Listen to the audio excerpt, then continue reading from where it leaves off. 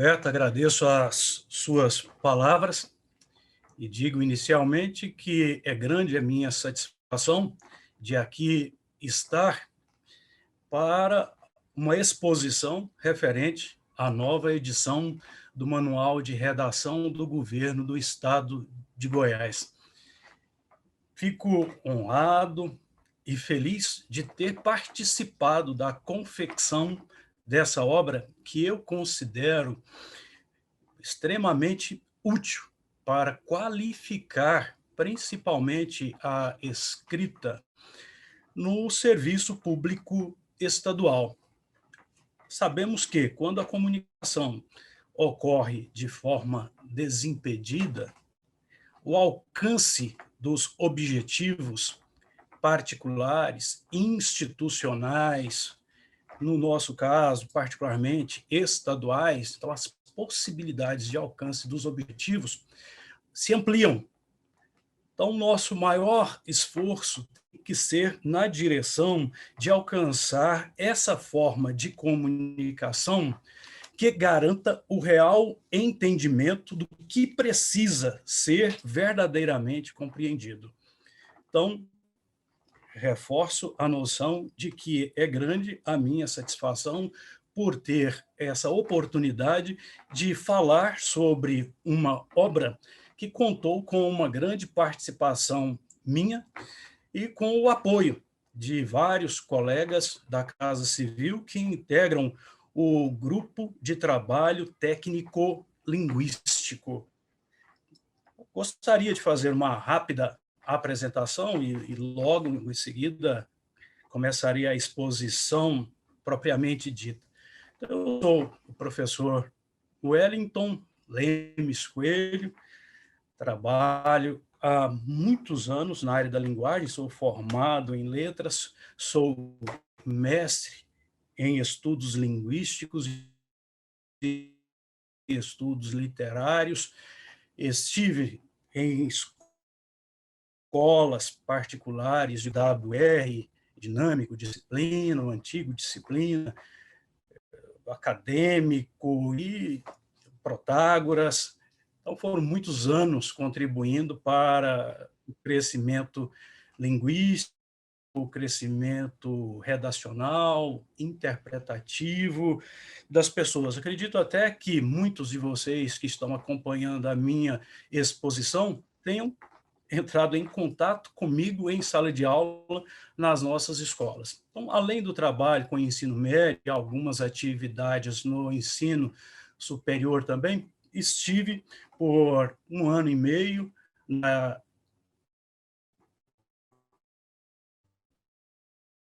escola do Legislativo,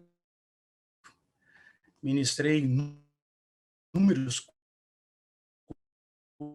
cursos durante o tempo em que estive lá e estou há cerca de 1 ano e meio na Secretaria de Estado da Casa Civil.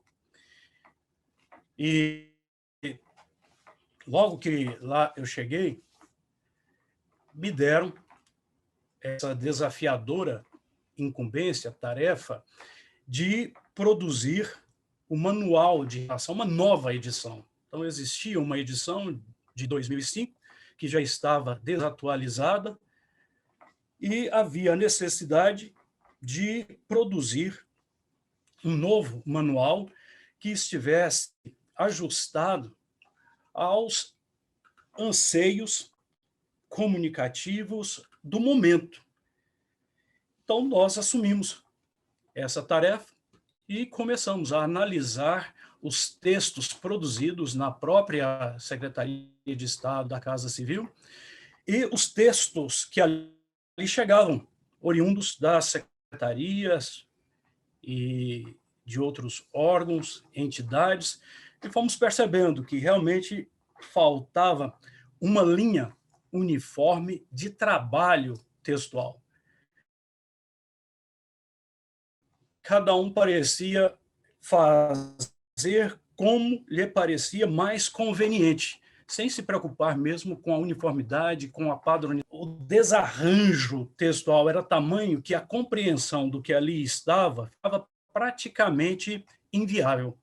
E aí, com base no conhecimento de outros manuais, inclusive do Manual de Redação da Presidência da República, a última edição de 2018, revisada, ampliada, com base no Manual de Padronização de Atos do Senado, do Conselho Nacional de Justiça, do STJ, nós fomos vendo o que nós poderíamos produzir para facilitar os atos administrativos de correspondência em os atos normativos.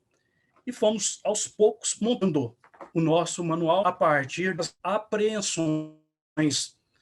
E fizemos questão, inclusive, de usar muitos textos da própria Casa Civil, ou que ali chegavam, corrigimos algumas falhas, aprimoramos aspectos de conteúdo, aspectos linguísticos, aspectos de estruturação e procuramos ajustá-los àquilo que faz parte de uma nova concepção de produção textual dentro da redação oficial. Levamos mais ou menos um ano para isso. E agora, em janeiro de 2021, pelo decreto 9.777, do dia 6 de janeiro, nós tivemos, então, a oficialização desse novo manual. E digo a vocês que não houve aquela ambição de produzir um material exorbitante, abundantíssimo, super arrojado, porque isso vai contra, inclusive, o espírito maior que sempre nos conduziu, que é o da simplificação. Precisamos trazer um material mais enxuto, mais essencial, objetivo, que possa ser assimilado com maior facilidade por parte dos servidores, daqueles que cotidianamente têm que produzir textos diversos, né? Tanto aqueles de correspondência quanto os textos normativos. Então, dei para vocês uma visão panorâmica do surgimento do manual e agora nós vamos passar de maneira mais direta, de maneira mais objetiva, aos nossos slides que vão propiciar o conhecimento de duas partes fundamentais que nós temos. De um lado, os qualificadores da redação oficial e, do outro lado, os textos que representam as modalidades oficiais que normalmente nós empregamos no serviço público estadual. E esses textos vão servir como um parâmetro de emprego linguístico, de formatação, de apresentação, e vocês vão perceber ao final que não é difícil entender qual é o objetivo maior dessa tarefa que o manual hoje, o manual de redação do governo do estado de Goiás tem hoje, que é exatamente de fazer com que a comunicação seja muito mais rápida, muito mais produtiva, inclusive, né? Porque nós temos que pensar que os textos que nós produzimos vão chegar a colegas servidores, mas lá no final nós temos o cidadão. De alguma forma, aquilo que nós escrevemos vai atingir o cidadão comum. Então, se nós conseguirmos uma proficiência maior nos textos que nós produzimos, se as mensagens forem transmitidas com a clareza necessária, com a substância necessária, talvez nós tenhamos atos de governo que sejam socialmente mais úteis. Então, estaremos dando a nossa contribuição, inclusive, para que a cidadania verdadeiramente se implante no nosso meio. Então, vamos aos nossos slides.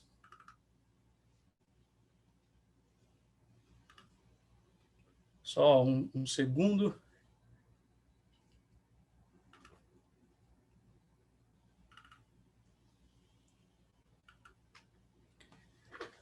Então, nós temos essa capa simbólica, aparentemente física, do nosso manual de redação do governo do Estado de Goiás, dessa nova edição.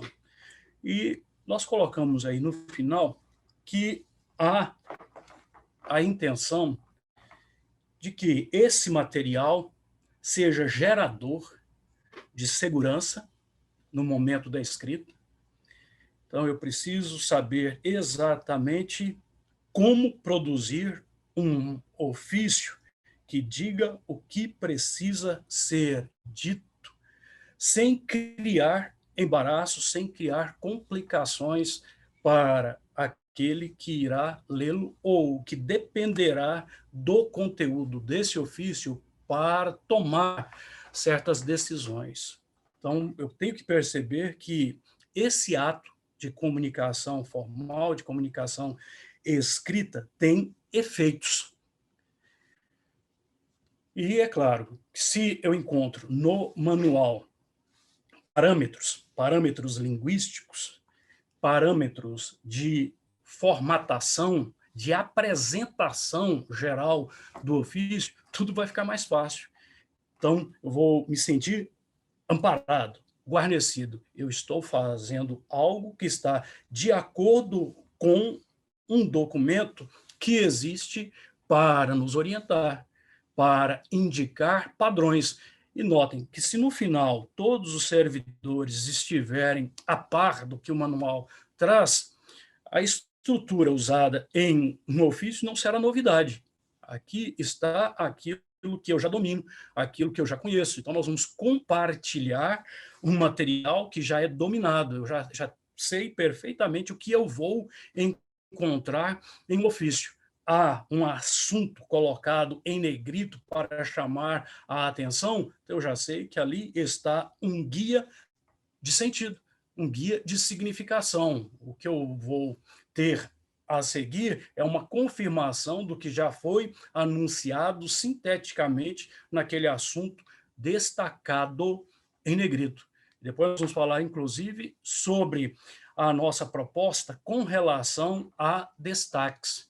Encontramos inicialmente uma profusão, uma multiplicidade de formas de destaque e um acúmulo delas numa mesma situação comunicativa, o que deixava o texto muitas vezes carnavalizado ou então barroco. Precisamos ter um certo cuidado com o destaque. Então, se há alguns componentes do nosso texto que são merecedores de atenção, nós temos que saber como chamar a atenção. Então, se eu não uso o negrito o tempo todo, quando ele aparecer uma única vez, é certo que ele irá atrair a atenção do nosso leitor, porque é uma ocorrência única. Agora, se eu emprego negrito o tempo todo no meu texto, é claro que boa parte daquilo que eu quero destacar não vai ter o realce que inicialmente eu pretendi. Nós colocamos, além desse componente segurança, escrever com mais segurança, sabendo bem como fazer, então, ao lado disso, nós temos a transparência, que é isso, deixar o nosso texto cristalino. Então, eu sei qual é a intenção do meu texto e, a partir dessa intenção, quais os recursos eu vou ter que usar para que a minha mensagem seja cristalina.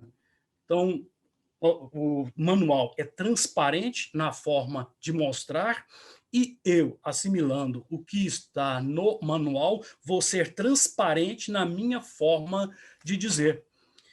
É a essencialidade. Eu disse a vocês que o manual procurou trabalhar com o que é fundamental, evitando detalhes desinteressantes, evitando exceções em demasia. Então, vamos pegar aquilo que é verdadeiramente de fácil aquisição por parte do servidor. Então, vamos trabalhar com a essencialidade. Então, o manual é essencial na forma de transmitir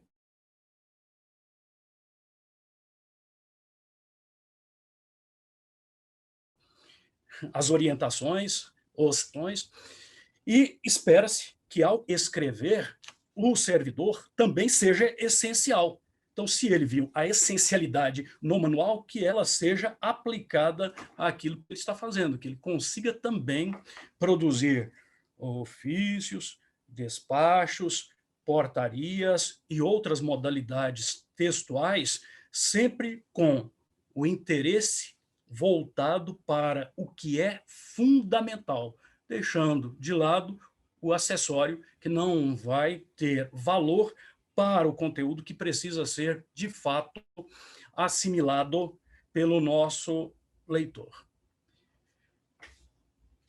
Eu coloquei depois, no nosso segundo slide, um nascedouro de natureza espiritual. Eu digo sempre que tudo aquilo que nós escrevemos tem uma alma, tem uma carga de significação muito viva.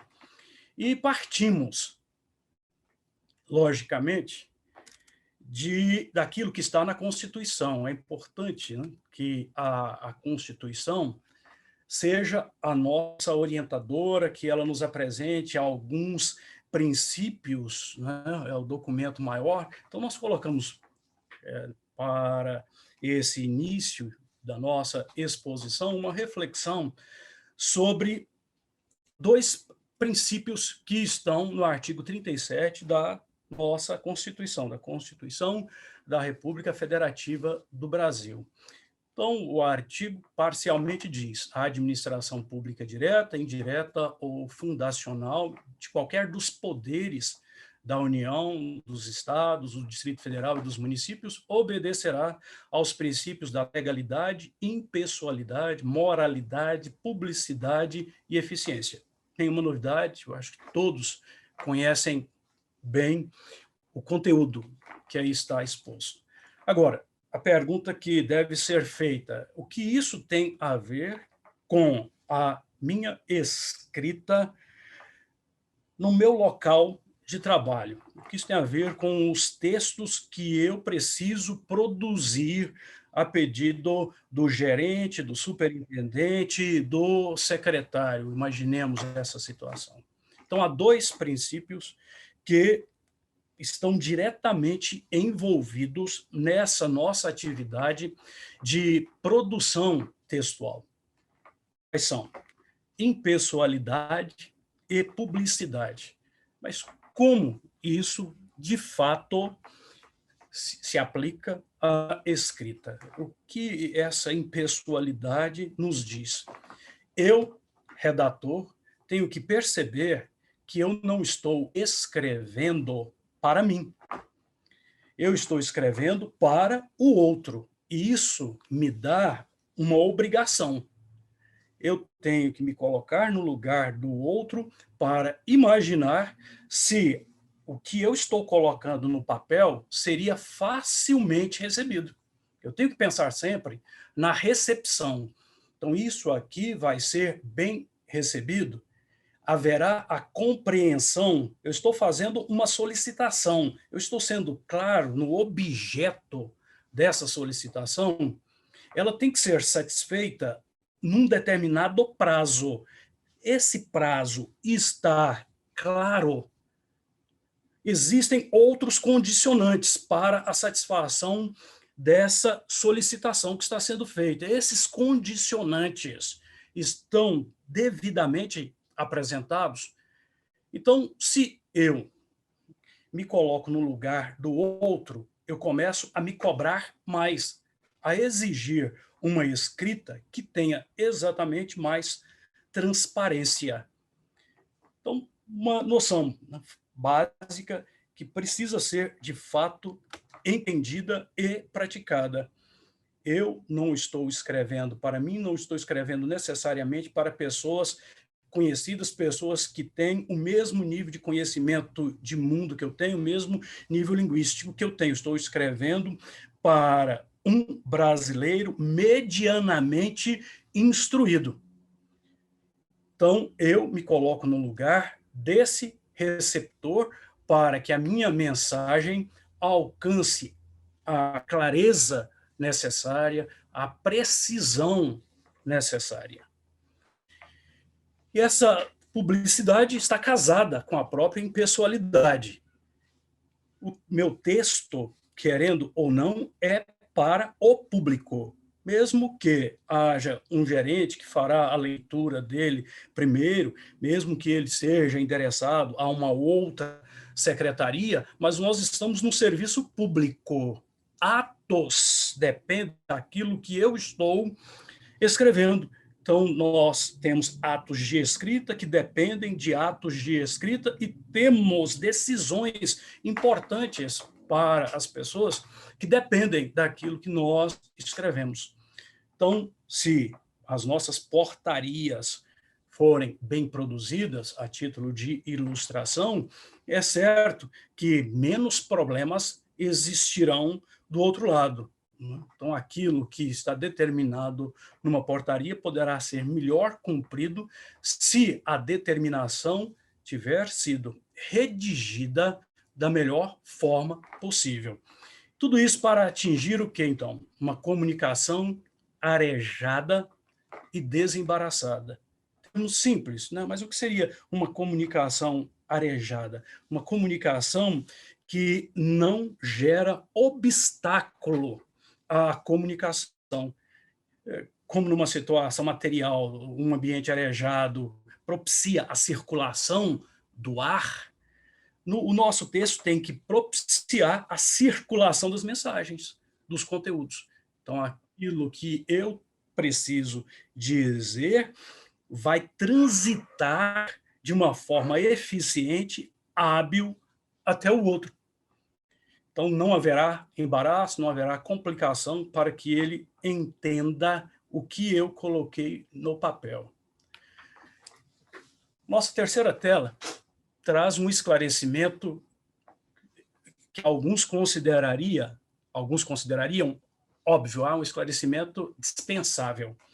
Mas não, eu percebo, analisando os textos na Casa Civil e outros tantos com os quais eu tenho contato, que muitas vezes aquele que redige um texto oficial tem a ideia de que ele tem que se valer de um estilo de escrita refinado, sofisticado. E isso o leva, muitas vezes, a imitar certas formas viciosas de escrita. Eu já vi isso escrito em algum lugar, então eu vou replicar, eu vou colocar no meu ofício, no meu parecer, no meu despacho, principalmente certas construções, locuções, vocábulos que são utilizados na vida forense, nas atividades jurídicas, genericamente. Valorizo muito o trabalho dos representantes do direito, e sei que alguns fazem um uso brilhante do nosso idioma. Mas há outros que aprenderam a usar a língua já de uma forma defeituosa, exatamente se valendo de certas muletas comunicativas, de certos termos que fazem parte do nosso vocabulário passivo, termos que não deveriam ser mais empregados, porque a língua, nós sabemos bem, é dinâmica. O tempo passa, as coisas mudam e as formas de dizer também, o que não quer dizer que haja prejuízos. A língua está sendo avacalhada. Não, não é bem assim. Nós temos que ajustar, é uma questão até de modulação, a nossa linguagem ao momento em que estamos vivendo. Então, não faz sentido eu querer usar num ofício expressões que foram empregadas no século XIX, no início do século XX, expressões que eram utilizadas nos discursos do memorável Rui Barbosa, por exemplo. Então, há muitas palavras e formas de combiná-las que pertencem a uma outra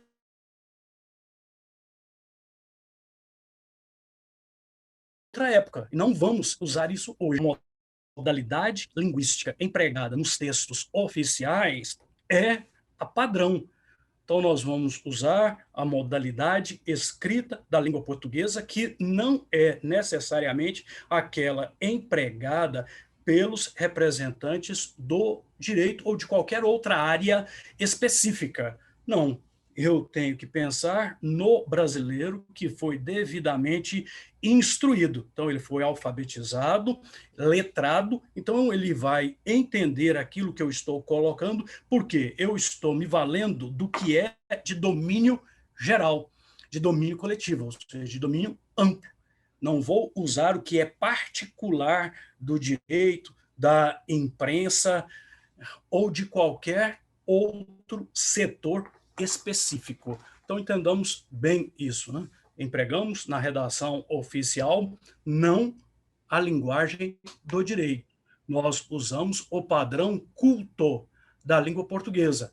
Nós usamos a modalidade padrão da nossa língua, aquela que nós assimilamos, porque passamos por uma escolarização, lá nós temos aulas de língua portuguesa, de gramática, redação, interpretação de texto. Então, vamos assimilando noções de acentuação, pontuação, concordância, regência, construção do período simples, do período composto, e aprendemos isso exatamente para que nós possamos aprimorar a nossa comunicação.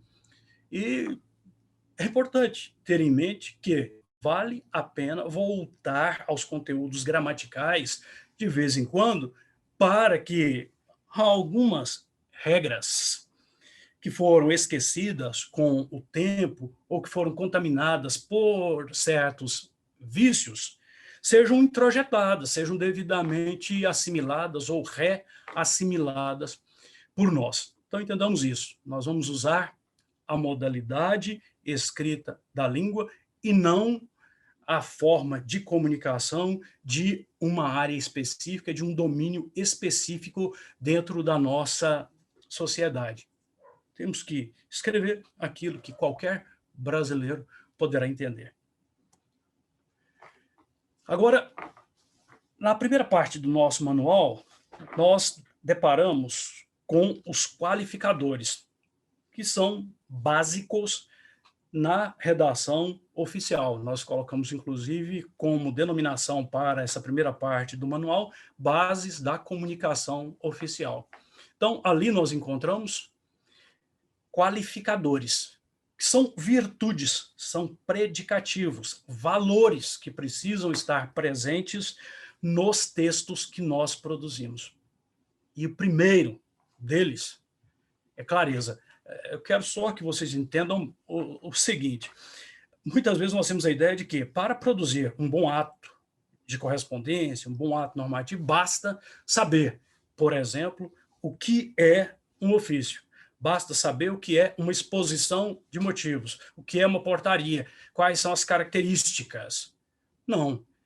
O mais importante que esse domínio das características estruturais, de formatação, mais importante que isso, é o conhecimento da linguagem.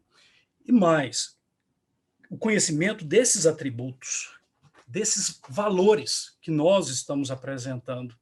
Então, eu tenho que saber o que é um texto verdadeiramente claro, porque não adianta eu saber quais são as partes que compõem uma portaria, o que eu posso ou não posso fazer numa portaria, se eu não for capaz de produzir os artigos com a clareza necessária, com a transparência necessária.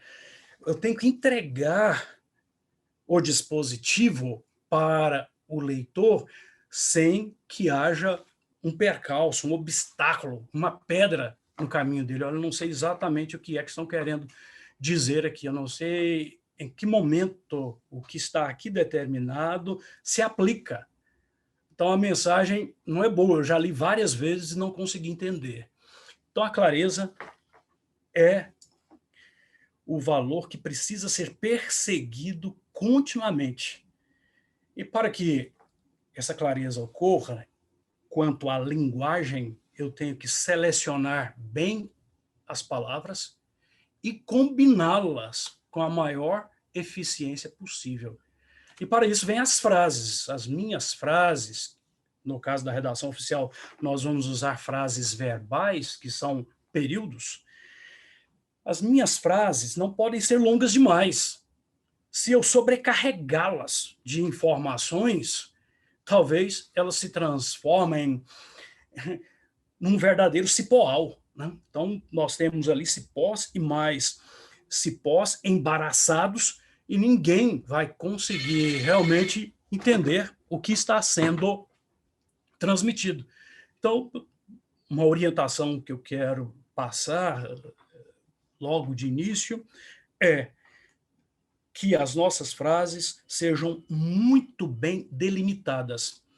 Na redação, genericamente falando, existe o princípio fraseológico, ou simplesmente a fraseologia. Eu, redator, tenho que me preocupar com a construção das frases. A minha frase vai começar com uma inicial maiúscula, logicamente, e vai terminar, na maioria dos casos, com um ponto final. Então, eu não posso ficar adiando a colocação desse ponto final. Eu vou escrevendo, escrevendo, escrevendo, depois de 10 linhas, 15 linhas, eu coloco um ponto final. Imaginem a complicação que será entender alguma coisa nesse acúmulo de conteúdos que foram lançados aleatoriamente. Então, eu tenho que aprender a construir bem as minhas frases. E para isso é bom observar como os outros escrevem. Muitas vezes lemos um texto e percebemos que a mensagem nos foi ofertada sem complicações. E na maioria dos casos isso ocorre exatamente porque as frases foram bem concebidas. Elas não foram extensas demais, não ficaram pela metade, elas disseram exatamente o que teria que ser dito. Então, se eu leio e percebo que o outro texto tem esse tipo de qualidade, eu vou fazer mais leituras desse texto para ir assimilando aquela forma de escrever. Não que eu vá repetir exatamente o estilo do outro, mas eu estou percebendo aqui que o autor usa o objeto sobre o qual ele quer declarar alguma coisa, então há um referente sobre o qual ele declara e depois já vem a declaração. E ele não fica acumulando objetos e mais objetos da declaração para depois colocar um ponto. Então ele conseguiu colocar o ser sobre o qual se declara e o que se quer declarar, ponto. Aí ele começa uma outra seção da mensagem que, por sua vez, terá também o ser sobre o qual se declara e depois uma declaração acerca desse ser. Então nós temos que ir devagar, percebendo que frases mais curtas normalmente significam uma comunicação mais rápida, mais direta. Nós provocamos uma sensação de bem-estar no nosso leitor quando não sobrecarregamos as nossas frases. E com isso nós garantimos uma rapidez interpretativa. Então, a clareza, como eu disse a vocês, ela vai estar na boa seleção do vocabulário e na devida comunicação dos vocábulos, das palavras, constituindo bem as frases que serão encadeadas, formando normalmente parágrafos. E aí entra em cena um outro princípio da redação em termos gerais, que é a paragrafação. Eu tenho que saber construir bem os meus parágrafos. E o que se espera? Que no parágrafo haja uma estrutura estável. Mas como é que eu vou dar estabilidade para o meu parágrafo? Algo semelhante àquilo que nós fazemos nas frases. Então, eu coloco um ser sobre o qual se vai declarar alguma coisa. No parágrafo, eu coloco uma primeira frase, uma frase anunciadora. Então, é o que nós chamamos de tópico frasal.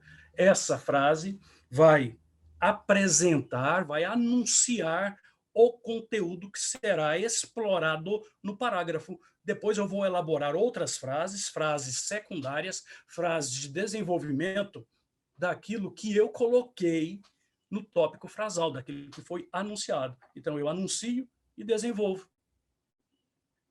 Agora, o que percebemos muitas vezes, vendo os textos produzidos no serviço público, é que ou há parágrafos intermináveis, em que houve uma profusão de enfoques, não houve um seccionamento, né? Nós precisaríamos de parágrafos como unidades de escrita. Eu digo sempre que o parágrafo funciona como uma seção de supermercado. Então é importante você definir bem quais são os produtos que vão estar em cada seção para facilitar a vida do consumidor. Então você não pode espalhar gêneros diversos numa mesma seção, porque vai virar bagunça.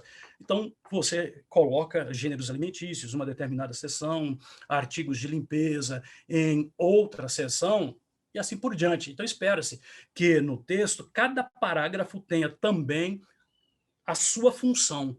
Então, nós temos que delimitar. Como precisamos delimitar bem a extensão das nossas frases, precisamos delimitar bem a extensão dos nossos parágrafos. E não transformar frases soltas em parágrafos, porque o texto fica completamente pulverizado, estilhaçado.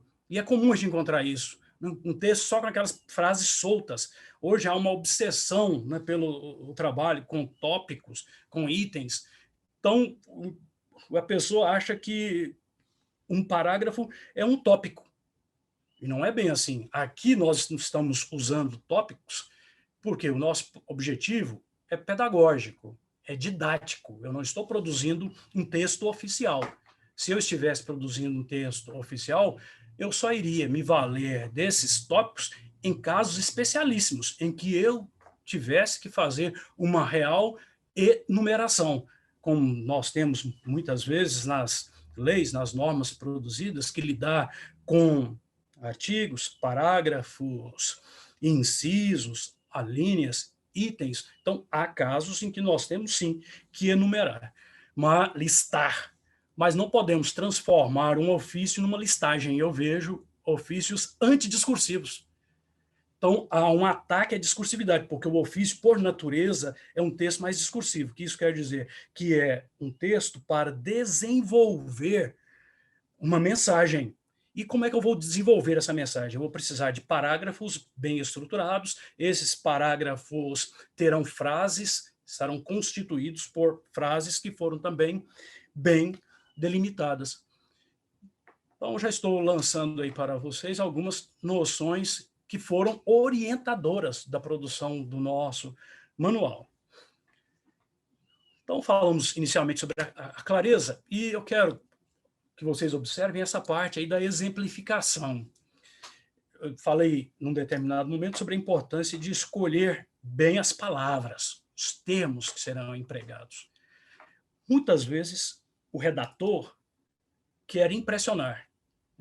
Há pessoas que têm um vocabulário mais erudito pelas leituras que foram empreendidas, pelas influências que receberam em casa e fora também do próprio lar. Mas há outros que fazem questão de empregar certos termos para chamar a atenção do leitor, ou até mesmo para esconder a pobreza de conteúdo.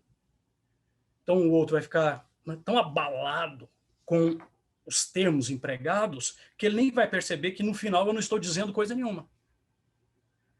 Observem expressões que nós não deveríamos usar ao escrever. O verbo obtemperar, ele significa ceder, submeter-se, subordinar-se a alguma coisa, acatar, aceitar, dependendo do contexto. Então, se eu posso usar verbos que são do amplo domínio, por que eu vou empregar obtemperar para gerar um problema para o meu leitor? Ele vai ter que ir ao dicionário ou simplesmente vai saltar aquela parte em que apareceu o verbo. Saltando aquela parte, talvez ele não receba a mensagem na sua totalidade. Haverá ali uma lacuna. Abroquelar. Tudo isso eu encontrei em textos que passaram pela Casa Civil. Abroquelar, no sentido de amparar, proteger, perquirir, no sentido de examinar, né? Se eu posso usar examinar, por que sondar, pesquisar, averiguar, verificar? Por que usar perquirir? Ressumbrar, para dar a ideia de manifestar, transparecer, expor alguma coisa. Menoscabo, para dar a ideia de desprezo. Diapasão, para indicar nível, linha, parâmetro, âmbito. Linde, no lugar de limite, então por que não usar a palavra limite? Utente para o usuário. Então, se eu tenho o termo usuário que o brasileiro comum entende, por que eu vou usar utente? Ah, o outro tem a obrigação de saber, cadê a impessoalidade? Né? Então, eu estou escrevendo, crendo que o outro será tão eficiente linguisticamente que dominará todo o vocabulário da língua portuguesa, inclusive o vocabulário passivo do idioma. Não posso fazer isso. Tramontano, para que colocar isso em um despacho, em um ofício, para dar a ideia de destino, de sina, de trajetória, seara, né? Não deveria empregar o termo seara, as pessoas entendem melhor campo, né? Nesse campo, nessa área, nesse âmbito, nesse aspecto, com fulcro em, que significa com base em, com fundamento em, nesse termo fulcro, aparece tão comumente, e ele é vicioso. Em tal recôncavo, observe, isso aí é esdrúxulo, né? Em tal recôncavo, aí eu vejo lá um servidor que foi, né, só devidamente alfabetizado, talvez tenha feito um curso superior, mas que não tenha exigido tanta leitura. Será que ele vai conseguir captar a mensagem que está por trás desse em tal recôncavo? Em sede do qual, para que, na maior parte dos casos em que se emprega isso em um texto, muito comum em certas composições do direito, nós poderíamos usar simplesmente em que, ou certos casos, só a preposição em. Então, nós temos aí algo que precisa ser evitado quanto ao vocabulário para o alcance da clareza. Qual seria o próximo qualificador? Eu quero que vocês entendam que aqui nós fizemos uma separação para facilitar o entendimento, porque tudo isso tem uma importância capital para o nosso manual de redação. Concisão. Então, a concisão, logicamente, está ligada à clareza. O texto, para ser claro, normalmente precisa ser conciso. E para se chegar à concisão, logicamente, tem que haver transparência de mensagem. O que é essa concisão? É a redução das palavras, das estruturas da língua que nós vamos empregar para dizer economia verbal. Esse verbal aí nos remete a palavras. Então, é uma economia de palavras. Nós temos que evitar as frases palavrosas, nós chamamos isso também de verborrágicas. Nós temos que evitar os parágrafos verborrágicos, os ofícios verborrágicos. Voltamos, né, àquele componente da essencialização. Precisamos ser essenciais na nossa forma de dizer. Nós colocamos aí para vocês um exemplo do que deveria ser evitado. Observem que nós empregamos comumente, naquilo que nós escrevemos, nos órgãos em que estamos, nas unidades em que estamos, com o intuito de, com a finalidade de, para o fim de, para fins de. Todos esses termos que estão separados por barras nos remetem à noção de finalidade, de objetivo. E a preposição para, só a preposição para, dentro da língua portuguesa, eficientemente traduz a ideia de finalidade. Digo isso para a sua segurança. Então, eu estou dizendo com uma determinada finalidade. A segurança da pessoa é a finalidade. Então, se eu posso usar apenas a preposição para, por que eu vou me valer de um circunlóquio? O circunlóquio é exatamente esse conjunto de palavras que poderia, esse conjunto que poderia ser substituído por uma única. Ilustre, nobre, distinto senhor. Então, nos ofícios, sobretudo, nós encontramos isso. Mas para que essa demonstração de impessoalidade, né? Se eu coloco lá ilustre, nobre, eu estou demonstrando uma consideração de indicação sentimental, emocional. Eu estou me envolvendo muito com a pessoa, eu estou deixando a mensagem em segundo plano e estou mais preocupado agora com a pessoa. Eu não estou sendo objetivo. Se a mensagem é mais importante e eu lhe dou o valor necessário, eu estou sendo objetivo. Mas se eu começo a florear demais o meu texto, a bajular o meu receptor, a querer adulá-lo, inclusive, enobrecê-lo, é claro que eu estou sendo pessoal na minha forma de escrever e ataco aquele princípio da impessoalidade. Tá? Então, nada de colocar isso na ilustre, nobre, distinto senhor, seria apenas senhor. Nós encontramos com muita frequência nas nossas correspondências, certo de sua colaboração, renovo meus protestos de elevada estima e distinta consideração. Então, isso é enrolação. Tá? E as pessoas não têm tanto tempo hoje, elas querem ler e entender logo. Então, aguardam-se providências, ou aguardamos providências. Pronto, fechamos aí.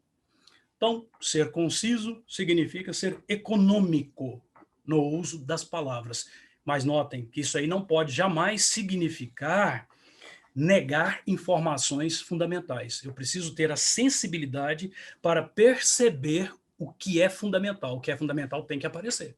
Agora, o que for detalhe, o que for acessório, eu deixo de lado, eu corto, né? Então, as excrescências têm que desaparecer. Coesão e coerência. Nós estamos aqui no campo das ligações lógicas, no interior das frases e entre os conteúdos. Vemos falhas na utilização de certos conectores, né? Existem palavras na língua portuguesa e em outros idiomas que muito contribuem para articular as mensagens que nós desejamos transmitir. E não podemos embaralhar esses conectores, esses termos que ligam. Conjunções ou locuções conjuntivas, preposições, locuções prepositivas, alguns advérbios. Às vezes eu quero dar a ideia de resultado, de produto, e emprego um entretanto para abrir a segunda declaração. Mas entretanto serve para indicar oposição, ele é da família do mas, porém, contudo, todavia. Então, eu quero estabelecer relações antagônicas quando eu uso mas, porém, contudo, todavia, no entanto, entretanto. E é claro que existem, no plano da subordinação, as concessivas, que vão também indicar, dependendo do contexto, oposições, um embora, um apesar de, não, apesar do momento econômico ruim, alguns investimentos estão sendo feitos. Então, há aí conteúdos que, de alguma forma, se opõem, e o apesar de concessivo nos dá essa ideia. Então, eu tenho que saber amarrar adequadamente. Se eu quero dar a ideia de resultado, eu posso empregar um portanto, um logo, um por isso, então, um consequentemente, desse modo, dessa forma. No plano da coerência, temos que evitar repetições. Eu estou repetindo a título de ênfase. Muitas vezes isso aí faz com que o nosso leitor tem a impressão de que a inteligência dele está sendo subestimada. Nós vamos repetindo tanto certos conteúdos no texto que ele fica com essa ideia de que ele está sendo menosprezado. Bom, mas se ele já disse isso lá no primeiro parágrafo, eu entendi bem, por que tem que repetir isso? Será que ele duvida do meu poder de discernimento, de apreensão das coisas? Então, a tautologia é um problema que precisa ser evitado. A tautologia é exatamente a repetição de ideias maiores, de ideias menores. Eu, às vezes, combino palavras que dizem a mesma coisa. A segunda palavra está dizendo a mesma coisa que a primeira. Eu elaboro uma frase que diz aquilo que a outra já disse, eu elaboro um parágrafo que repete o conteúdo de um outro parágrafo. E se eu sou questionado, eu digo, não, mas é para ênfase. Até que ponto a ênfase tem que ser alcançada com a repetição e não com a eficiência na construção da frase? Se eu construo bem uma frase, por si só ela é enfática. Ela já tem o realce necessário. Agora, se eu começo, por exemplo, a usar gerúndios e mais gerúndios, vocês sabem, né, que o gerúndio na língua portuguesa do Brasil é pau para toda obra. Nós temos obsessão pelo gerúndio. Eu vou até depois mostrar a vocês um exemplo do gerundismo, né, dessa obsessão por empregar verbos com a terminação NDO. Há estudos no campo da sociologia que tentam, inclusive, explicar isso, né? Dizem que o brasileiro tem uma forma pouco objetiva de se expressar. E o gerúndio entra numa espécie de escamoteio. Então, eu quero passar a mensagem, mas eu não quero que ela seja tão incisiva, eu não quero me comprometer tanto com aquilo que eu estou dizendo. Então, eu começo a usar o gerúndio, eu começo a usar as locuções, os circunlóquios, não é para não me envolver tanto, para não dizer na bucha o que eu preciso dizer. Então, nós temos que procurar evitar isso. Ainda no plano da coerência, né, nós temos também que combater contradições. É comum, né, num texto, a pessoa, sem perceber, contrariar uma informação, um conteúdo que já foi apresentado anteriormente. Então, é preciso ter muito cuidado para que não haja contradições, não haja antagonismos, porque isso aí vai afetar a coerência do nosso texto. Temos que ver se aquilo que nós estamos colocando no ato corresponde aos fatos. A coerência não é só das partes internas do texto. A coerência também tem que ser externa. Aquilo que eu estou escrevendo está de acordo com a realidade, está de acordo com os fatos. Eu não estou inventando.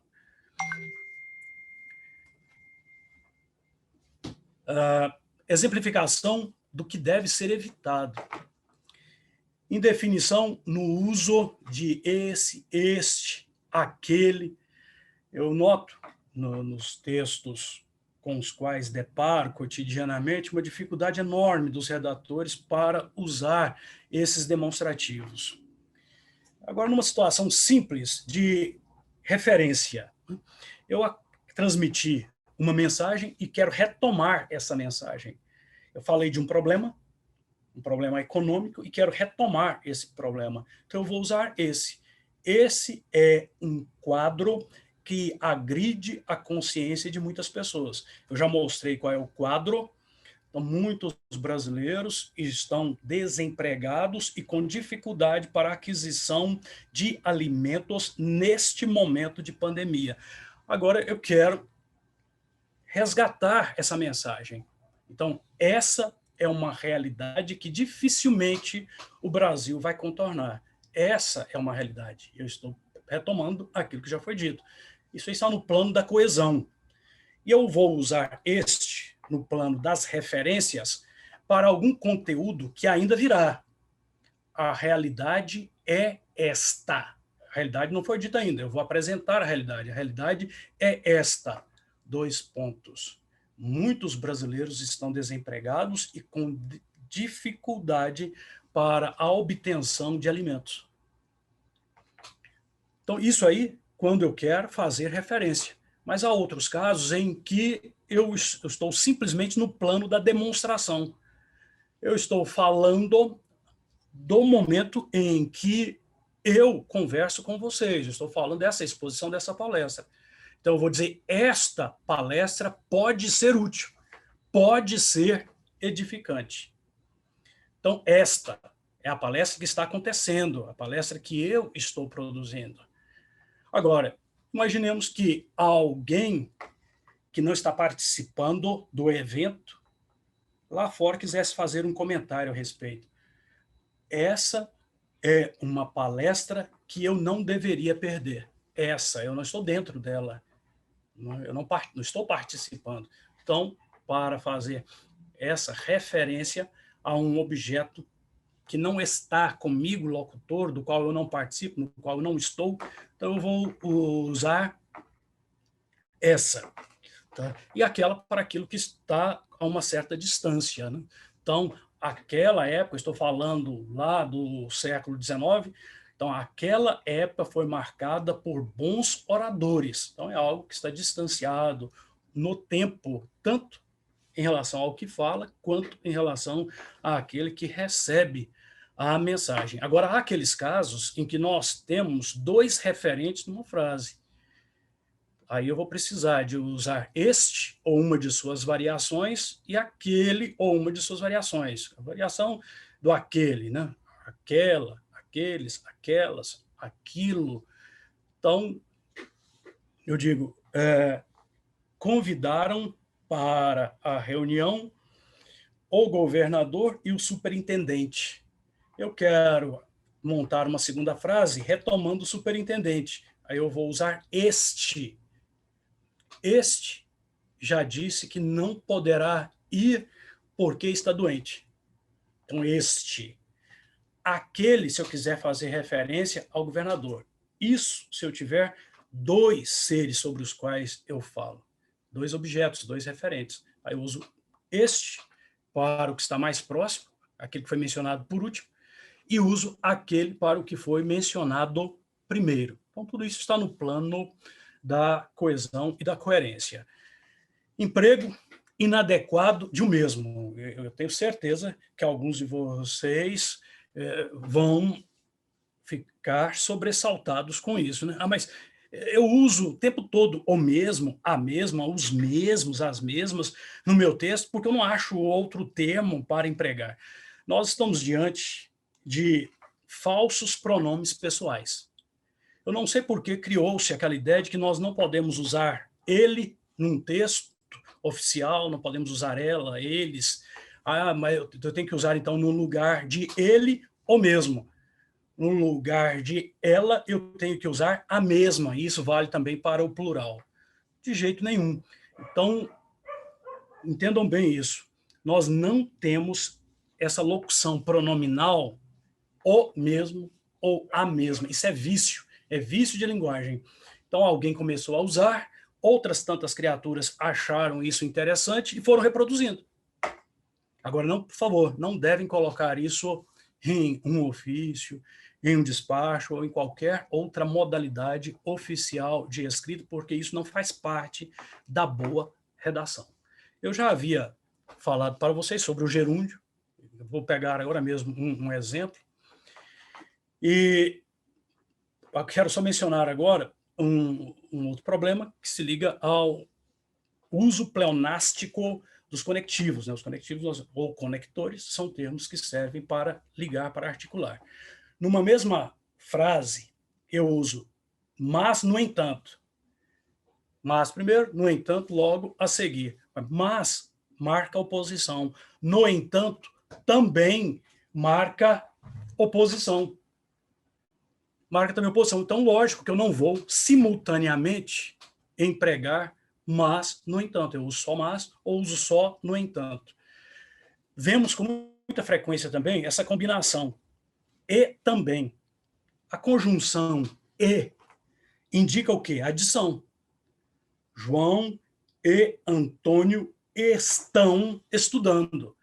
Então, uma pessoa se soma à outra numa determinada prática. Então, logicamente, que nós temos aí adição. O também serve para isso aí. João, também Antônio estão estudando. Então, esses dois termos indicam adição. Se eu uso e, não vou usar também. Se eu uso também, não vou usar o e. Eu uso também, na maioria dos casos, para evitar usar demasiadamente a conjunção e. Né? Quando isso ocorre, esse emprego repetitivo da conjunção e, nós temos o chamado polissíndeto vicioso. Isso é vício, é defeito de comunicação. Tá? Combinar, porém, apesar. Porém, é um marcador de oposição e apesar de, também um marcador de oposição. Então, eu não devo, né? No mesmo segmento, no mesmo pedaço de frase, empregar, porém, apesar de. Objetividade. Depois de tudo que nós falamos, essa ideia de objetividade parece estar clara, né? Então, quando é que eu sou objetivo? Quando eu vou diretamente ao objeto, eu não o perco de vista. Então, eu dei ainda há pouco o exemplo da solicitação. É um ofício para uma solicitação, então eu vou, de fato, me prender a essa solicitação. Quem está solicitando, o que está sendo solicitado, a quem se solicita, por que se solicita, qual é a data para que a solicitação seja satisfeita. E, às vezes, o que acontecerá, quais serão as consequências, os efeitos do não atendimento da solicitação. Então, tudo que eu escrever terá que se voltar necessariamente para o núcleo solicitação. Eu não posso divagar. E é comum isso, né? As pessoas se perderem ao escrever, aí elas começam a relatar o que é desnecessário.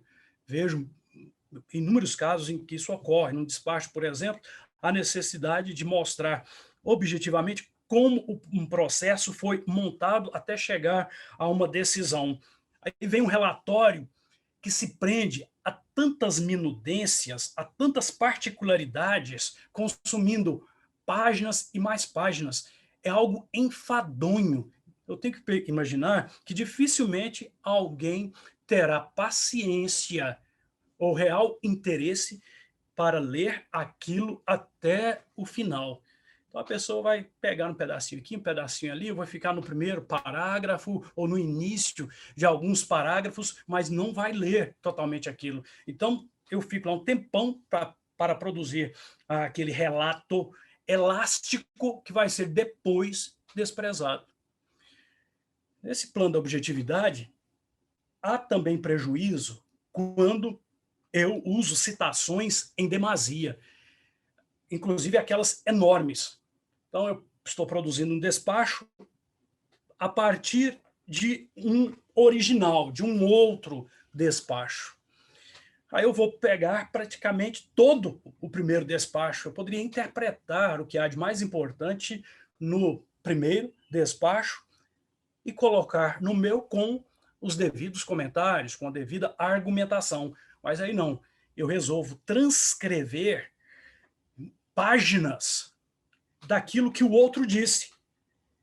Fica, logo de cara, o que acontece? Há uma ruptura no encadeamento lógico do texto, porque agora eu deixo as ideias desse segundo autor para entrar em contato com as ideias do primeiro. Será que eu vou conseguir depois reatar o fio da meada para saber exatamente o que o outro estava dizendo? Então, lógico que eu tenho que pegar só segmentos curtos e explicar, eu tenho que mostrar para o meu leitor qual é a importância de eu ter feito a transcrição. Eu me vali desse conteúdo porque ele reforça uma opinião que eu tenho, uma opinião que vai ser importante para uma decisão que eu tenho que tomar. Então, evitar citações intermináveis. A boa redação oficial não se alimenta delas. Então, trechos menores e que verdadeiramente contribuam para enriquecer uma linha de pensamento ou a construção de uma imagem, a construção de um acontecimento importante para o ato na sua totalidade. Exemplificação do que deve ser evitado, que seria uma fuga da objetividade. Em um ofício entre unidades administrativas, órgãos ou poderes para uma solicitação, o que é mais comum no serviço público, o redator, para estimular ou forçar a reciprocidade, então houve um momento em que você pediu e eu atendi. Agora eu estou pedindo e você vai ter que atender, porque uma mão tem que lavar a outra. Aí eu vou lembrar esse destinatário da minha solicitação daquilo que ele pediu e foi prontamente atendido. Eu já vi algumas solicitações nesse sentido. olha, houve uma época em que você precisou aí de um servidor e nós o emprestamos com a maior rapidez, ele ficou aí por meses, agora nós estamos necessariamente precisando de um servidor dessa unidade, desse órgão, e ele tem que aparecer custe que custar. Então, se eu fico, né, usando essa espécie de chantagem para conseguir aquilo que eu quero, eu não estou sendo objetivo. Então, eu estou solicitando o empréstimo de um servidor, porque nós estamos ali com uma força-tarefa que depende de um conhecimento que ele tem. Não importa, assim, em outra ocasião se pediu um servidor da nossa seção e esse servidor foi prontamente emprestado. Então, só vou colocar aquilo que tiver uma real eu desejar com o meu documento. Só um segundo. Estamos quase saindo dessa parte. Vamos passar para o próximo slide. Um probleminha técnico aqui que vai ser já resolvido.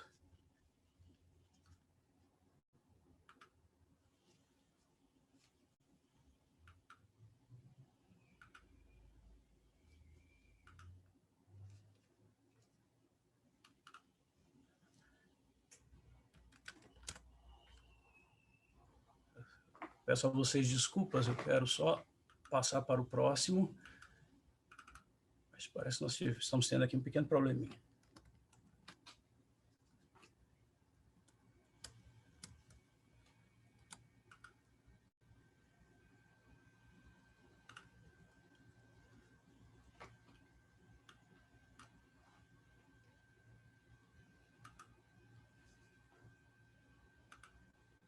Agora sim.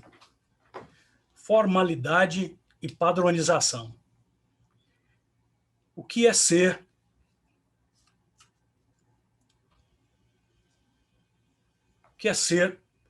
formal? Eu sei que existe um padrão culto da língua portuguesa, o padrão formal, aquele da escrita, e é dele que eu tenho que me valer. Eu sei que um ofício tem os seus constituintes, tem uma forma que eu preciso seguir. Eu sei que eu sou um servidor subalterno e eu preciso de uma forma respeitosa para me dirigir a um superior. Então, eu tenho que me preocupar com a qualidade das formas que eu emprego. Formas de linguagem, formas de formatação, formas de tratamento. Agora, não confundir jamais formalidade com formalismo. A formalidade é a escrita com formas eficientes, úteis. E o formalismo é o excesso, é o rebuscamento, é o refinamento, é o exagero. Então, o exagero nós temos que combater. E a padronização, eu não posso, de um texto para o outro, mudar completamente as formas. Então, num texto eu uso destaques exageradamente, num outro texto, um outro ofício, por exemplo, eu já não me valho de nenhum tipo de destaque. Às vezes eu sou altamente literário na minha forma de escrever e outras vezes eu sou extremamente seco, austero na colocação dos conteúdos. Então, não posso escrever sem a preocupação com um padrão. Eu tenho que possuir um estilo linguístico, um estilo formal, que nesse caso vai estar ajustado, inclusive, aos textos que aparecem no nosso manual. Nós colocamos lá textos modelares que vão servir como indicadores do que precisa ser feito com relação à apresentação, com relação à formatação. Agora, nesse plano da formalidade, eu preciso ter cuidado, mais uma vez, né, entramos no campo linguístico. Observem aí os exemplos do que precisa ser evitado.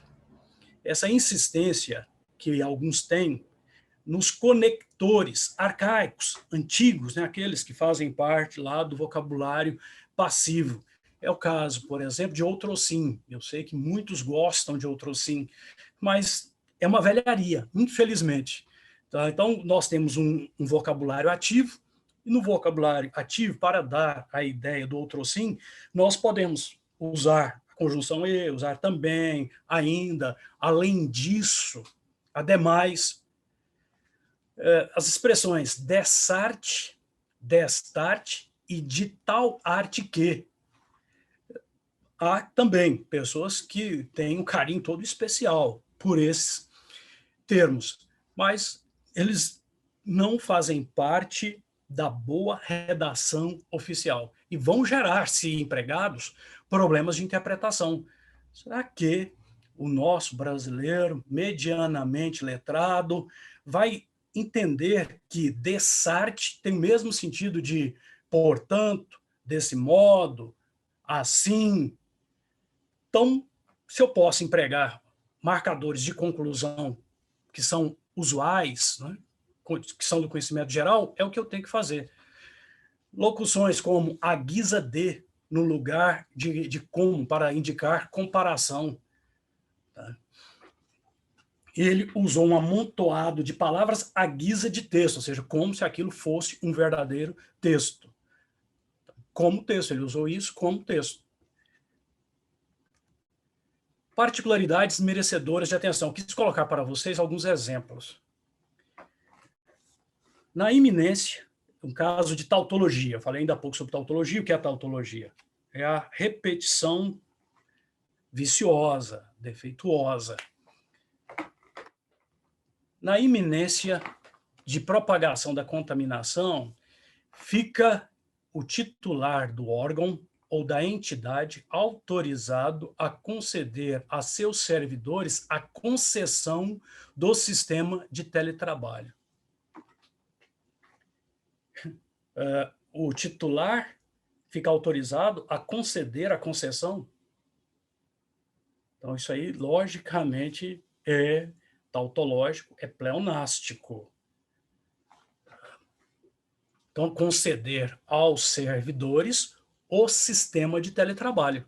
Então, conceder a seus servidores o sistema de teletrabalho, ou simplesmente o teletrabalho. E chamo a atenção de vocês para o uso de iniciais maiúsculas. Na Casa Civil, nós estamos com uma preocupação: evitar a profusão, ou seja, a multiplicação de maiúsculas desnecessárias. Aí muitos vêm novamente com o argumento da ênfase. Ah, mas eu coloquei inicial maiúsculo nesse termo aqui para enfatizar ou para dar a ideia da importância que a pessoa tem ou que o órgão tem. Não, nós temos que verificar que existem certas expressões que se tornam denominações próprias, elas passam a denominar especificamente. Então, elas merecem as iniciais maiúsculas porque elas estão nomeando, particularizando. Agora, se com a palavra titular eu não estou particularizando nada, não é um nome, isso aí não é um nome próprio, eu não tenho que usar letra maiúscula em titular. Se eu estou pegando o órgão apenas como uma referência, se eu não estou usando a Secretaria de Estado da Saúde, por exemplo, que isso é uma denominação específica, se eu estou só usando o termo órgão para me referir, eu não preciso colocar letra maiúscula em órgão. Então, nós temos que usar também as iniciais maiúsculas com uma certa prudência. Nós temos lá, inclusive, uma pequena cartilha para a utilização das iniciais maiúsculas e minúsculas. Depois, se houver desejo, né, os órgãos, as entidades podem pedir à Casa Civil, vai compartilhar esse material e desejamos ir produzindo, com o passar do tempo, outras tantas cartilhas para auxiliar em certos quadrantes linguísticos. Pontuação, por exemplo, percebemos que há muitos servidores com dificuldade para usar vírgula, usar ponto e vírgula, e nós vamos produzir um material de apoio também nesse sentido. A letra B, mais um caso de pleonasmo. Ademais, é necessário também discorrer acerca dos aspectos legais que guarnecem o procedimento. Ademais, marcador de edição. Também marcador de edição. Então, eu tenho na mesma declaração dois termos com a mesma função. Então, isso aí, vocês percebem, vai interferir na concisão. Eu preciso de uma frase mais enxuta e aqui eu tenho uma frase mais caudalosa porque eu usei termos desnecessários. Então, eu usaria só o ademais ou usaria só o também. Primeiro, numa enumeração, eu uso também. Depois, se eu tiver que acrescentar um outro conteúdo, eu posso empregar o demais, ademais, para dar essa ideia. Nós estamos falando ainda há pouco sobre a necessidade de formalidade no tratamento, mas eu tenho que ter muito cuidado, né, com essa formalidade, porque às vezes eu me perco. Aqui eu tenho um real início de ofício. Então aparece aí um vocativo, excelentíssimo secretário. Há um problema. Excelentíssimo para secretário, aqueles que já sondaram o nosso manual já sabem que nós vamos usar no vocativo excelentíssimo só para as autoridades dos três poderes na esfera federal, para o presidente da República, para o presidente do Congresso, do Supremo Tribunal Federal. Aí sim, nós vamos usar no vocativo excelentíssimo. Para secretário, não. Mas qual o tratamento, então, que eu deveria usar? Senhor secretário. Só isso. Então, excelentíssimo não serve para secretário. Mas eu usei excelentíssimo porque eu quero reverenciá-lo, quero mostrar a importância que ele tem e tal. É um erro quanto à formalidade. Estou usando a forma de tratamento inadequada. Agora, e a situação fica pior porque nós temos aí o conflito. Se eu usei excelentíssimo no vocativo, no primeiro parágrafo do meu ofício, eu não poderia jamais usar Vossa Senhoria, seria Vossa Excelência. Então, que história é essa, né? Eu uso um tratamento formal demais no vocativo e tiro o tratamento mais refinado, tiro a reverência ao usar Vossa Senhoria.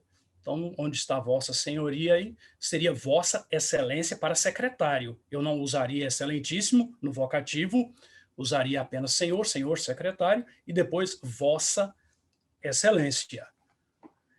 E já aproveito para mostrar a vocês o seguinte: é comum na comunicação cotidiana a utilização de através. Nós devemos ter um certo cuidado quando nós desejamos alcançar um nível de redação um pouco melhor, quando nós queremos, né, qualificar a nossa escrita.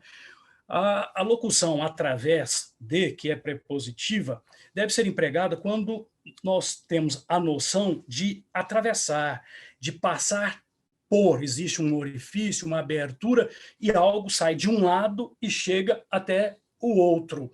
O garoto pulou a janela, então, através da janela, ele chegou ao interior de um determinado estabelecimento, ele atravessou. Então, o através estaria bem empregado. Aqui, se nós tivéssemos que usar isso, seria por meio do presente, mas eu digo a vocês, começar um ofício dessa forma é demonstrar uma certa incapacidade redacional. Esse venho por meio desta, ou quero com o presente ofício, isso aí é bordão. O que é bordão? É uma estrutura que vai sendo repetida a exaustão, porque não se encontra uma forma original para iniciar. É uma demonstração, inclusive, de perda de objetividade, de falta de concisão. Então, isso aqui teria que ser simplesmente retirado através do presente, por meio do presente. Oriento, começaríamos já com o verbo.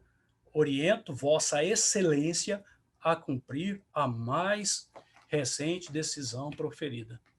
E esse anexo aí ficou nessa colocação, ele parece desarticulado. A proferida anexa, a decisão é que está anexa ou algo que se proferiu é que está anexo?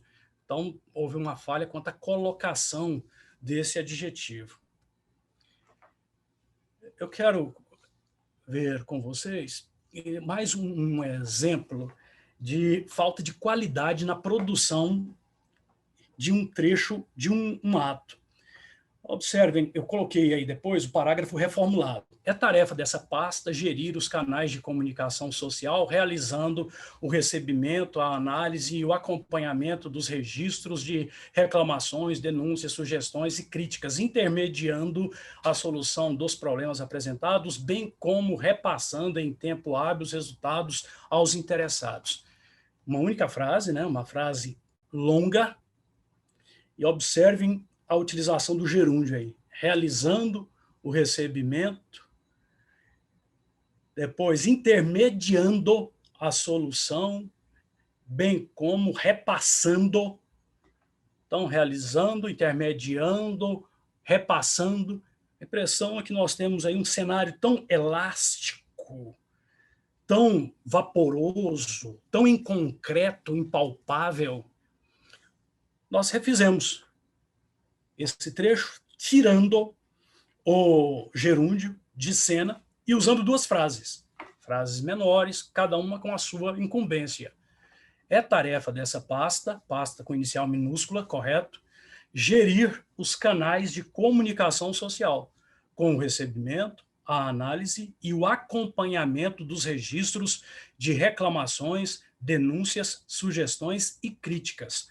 Também lhe compete, usamos o ponto, começamos aí com também para dar aquela ideia de adição, também lhe compete intermediar a solução dos problemas apresentados e repassar em tempo hábil os resultados aos interessados. Então, vocês percebem que o segundo enunciado diz com maior vigor o que precisa ser dito, com maior força o que precisa ser dito. O gerúndio deixa as nossas declarações bambas. E sempre que vocês estiverem usando gerúndio em demasia, tenham em mente que estão realçando, para quem entende um pouco mais da língua, deficiência, fragilidade ao redigir. Então, o gerúndio não precisa ser usado indiscriminadamente. Há momentos em que, é claro, ele se torna fundamental. Eu quero dar a ideia de processo, a ideia de continuidade, de frequência. Estamos passando por uma crise medonha. Sim, mas nós estamos vivendo aí uma pandemia, então nós podemos usar, sem dúvida alguma, o gerúndio para dar essa ideia de continuidade, de processo. Mas se eu não preciso dessa noção, por que eu vou usar o gerúndio? Antes de entrarmos nos textos, eu quero só mostrar mais nos textos modelares, exemplos, né? Eu vou pegar um exemplo de ofício e tudo mais. Eu quero só mostrar para vocês em mais um caso que agride a fraseologia, a paragrafação e a própria modalidade escrita da língua portuguesa. E o que vocês estão vendo é trecho de um despacho, parte do relato de um despacho decisório. Aqui nós temos um parágrafo que é uma frase. Começa com letra maiúscula aí, ó, o feito, vai terminar com ponto final só em suspeita. E no interior aí nós temos uma alusão a dispositivos legais, ao artigo 303, né, com os incisos que vão ser aí listados. E ponto e vírgula em demasia. E há aí problemas na forma de registrar a lei. Hoje nós estamos buscando também uma padronização nesse sentido. Há formas para colocar as epígrafes, para colocar as leis, e observando os exemplos que estão no nosso manual, vocês vão já ter uma noção do que é que está sendo padronizado nesse sentido. Não estamos partindo do nada, nós estamos pegando aqueles manuais aos quais eu fiz referência no início, sobretudo o Manual de Redação da Presidência da República, a edição de 2018, que é a última que nós temos. Nós reelaboramos esse parágrafo. Eu não vou fazer a leitura do que aqui está, por uma questão de tempo. Mas observem que agora nós usamos 2 parágrafos, não usamos um, usamos 2 parágrafos, e no primeiro nós temos 2 frases, e no segundo nós temos 4 frases. Então, isso aí é uma demonstração de que os conteúdos foram organizados com maior adequação, com maior propriedade. Não há mais a utilização do ponto e vírgula desnecessariamente. Nós vamos usar essa pontuação só para enumerações mais complexas, em cujo interior haja necessidade de usar inúmeras vezes a vírgula. Não havendo isso, nada de ponto e vírgula, porque ele complica a estrutura das nossas enumerações.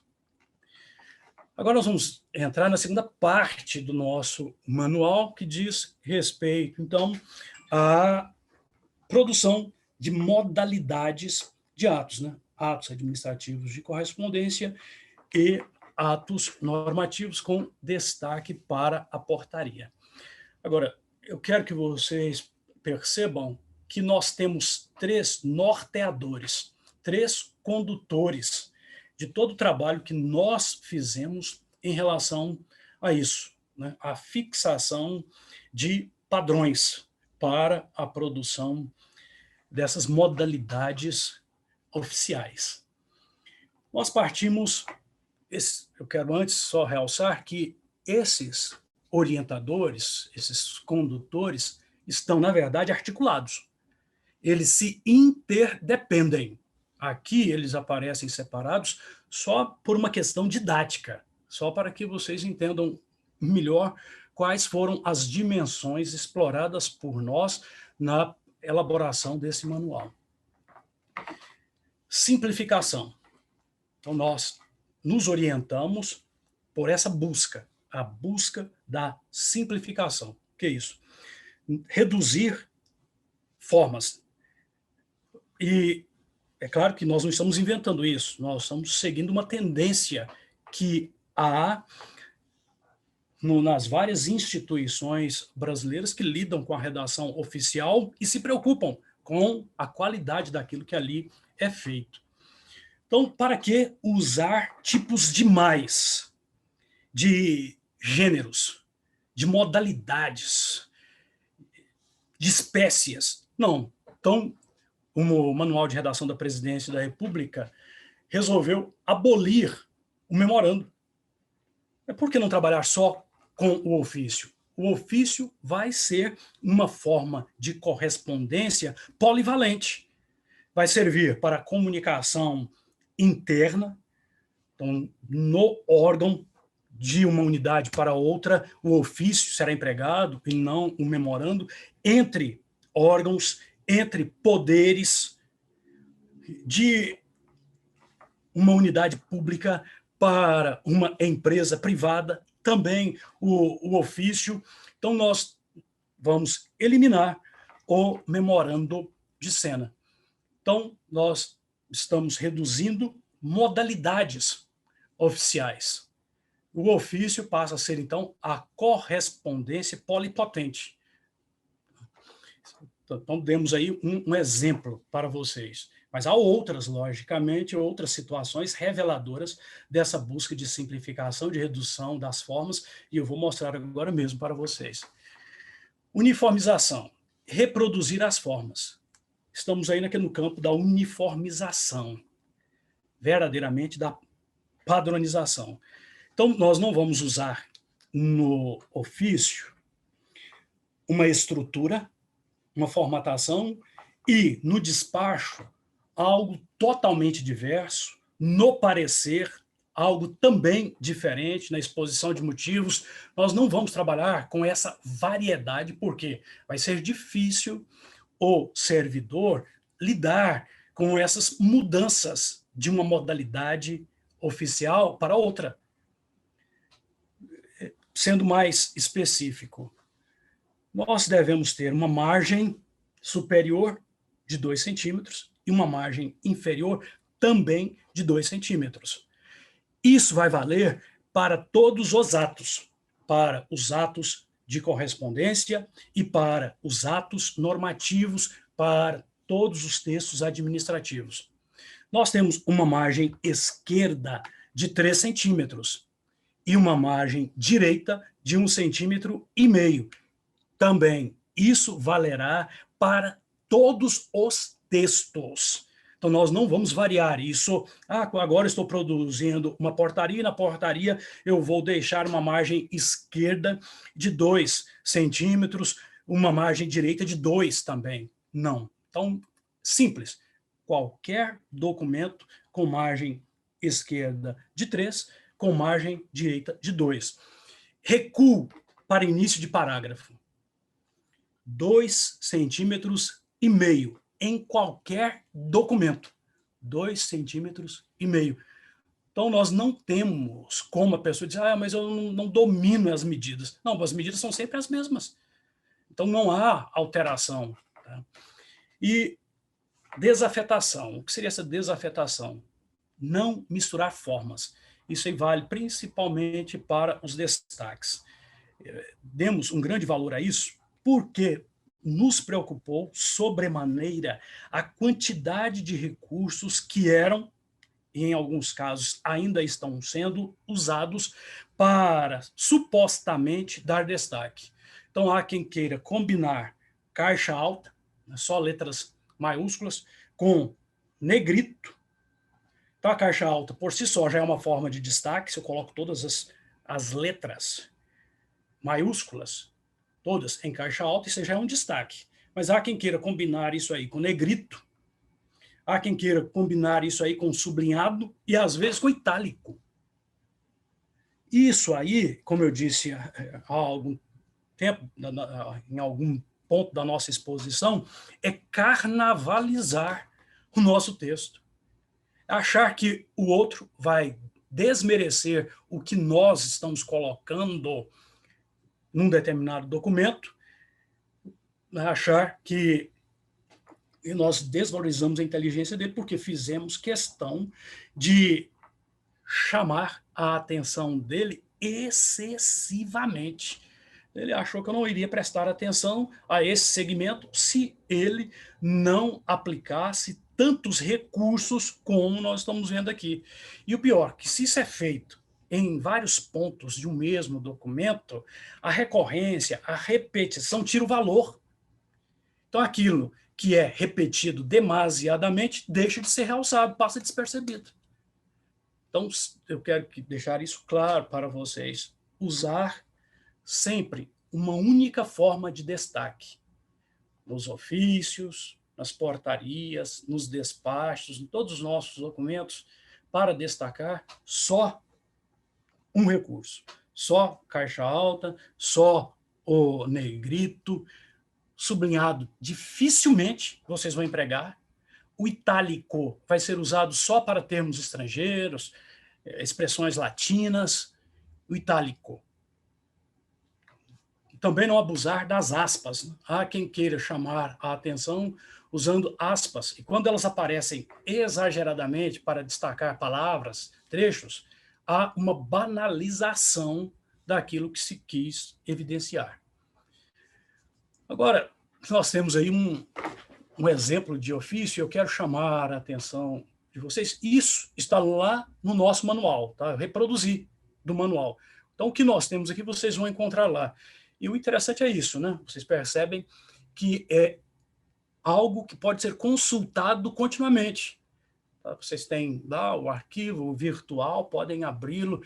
Eu faço questão de ter uma versão impressa, eu consulto o manual o tempo todo, faço questão de citar páginas em que certos conteúdos poderão ser encontrados para os assessores do trabalho no dia a dia com revisão de atos, com consultoria na Casa Civil, então há necessidade de eu indicar, muitas vezes, seções do manual. Então, nós não estamos pegando aqui, né, algo que esteja distante de vocês, é algo que está lá no manual, mas o que nós estamos trazendo aí que seja merecedor da nossa atenção.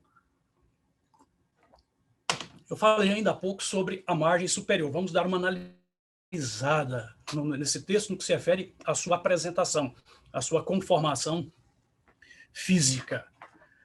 Nós temos a margem superior de 2 centímetros, temos um espaço destinado ao cabeçalho, e esse espaço varia de 5 a 6 centímetros, porque há casos em que nós vamos ter a indicação do Estado, né? Nós estamos no plano da administração pública estadual, nós vamos ter uma secretaria e abaixo pode aparecer uma superintendência. Então, se houver a necessidade de colocar uma superintendência aqui embaixo, é certo que o espaço vai ser um pouco maior. Então, nós estamos trabalhando com essa flexibilidade, de 5 a 6 centímetros. E pedimos que haja nitidez nesse brasão.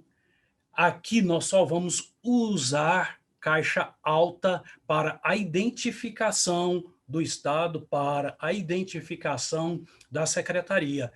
Não vamos usar negrito. Então, aí, algo que precisa ser reforçado.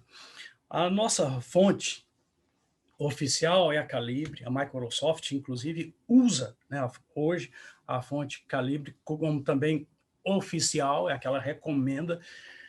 Muitos de vocês já devem ter notado que o SEI já está usando a fonte Calibre, e uma questão que com certeza deve passar pela cabeça de vocês. O manual traz uma padronização de formas, mas o SEI tem outra. Como é que nós vamos fazer? Então, alguns já devem saber, outros vão passar a saber agora. Já existe uma equipe do SEI com o nosso apoio, preparando a adaptação do que está no manual. Então, vocês vão encontrar logo mais nos modelos que estão no SEI essa estrutura do manual. Então, por enquanto, ela ainda não está presente. As adaptações, nesse caso, são lentas, né? Nós estamos vendo aí uma adaptação da fonte, mas já adianto a vocês que nós vamos ter logo mais uma reprodução de tudo que está no manual. Então, isso aí não precisa ser motivo de inquietação para ninguém, as coisas vão se ajustar. Então, a fonte em todo o documento é Calibre, nós usamos 12 na parte pré-textual. Nós temos nos documentos normalmente uma parte inicial de pré-textos. E essa parte é usada mais para identificação. Então, quem produz, a quem se destina, uma informação temporal, informação geográfica, informação de assunto. No caso do ofício, nós temos ainda o vocativo. Então, nós temos aí componentes que são pré-hífen textuais. Então, eles estão vindo antes do texto. Isso quer dizer que os documentos oficiais normalmente têm 3 seções. Uma pré-textual, a outra que é verdadeiramente textual, o corpo. Nesse exemplo aí, o corpo é curtinho, um parágrafo apenas. Vocês estão vendo que realmente a comunicação tende a ser mais rápida, mais dinâmica, né? Nada de produzir aqueles ofícios intermináveis. Há uma intenção e essa intenção tem que ser concretizada em poucas linhas, com poucas palavras. Então, nós temos a utilização da fonte 12.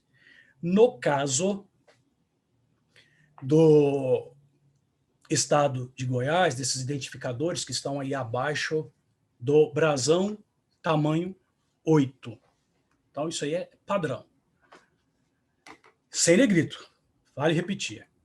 Nós, naquela busca de padronização, definimos que o espaçamento do brasão para o primeiro, do cabeçalho, genericamente, né, para o primeiro pretexto, nesse caso aqui, a identificação do expediente, nós definimos que seria de 24 pontos.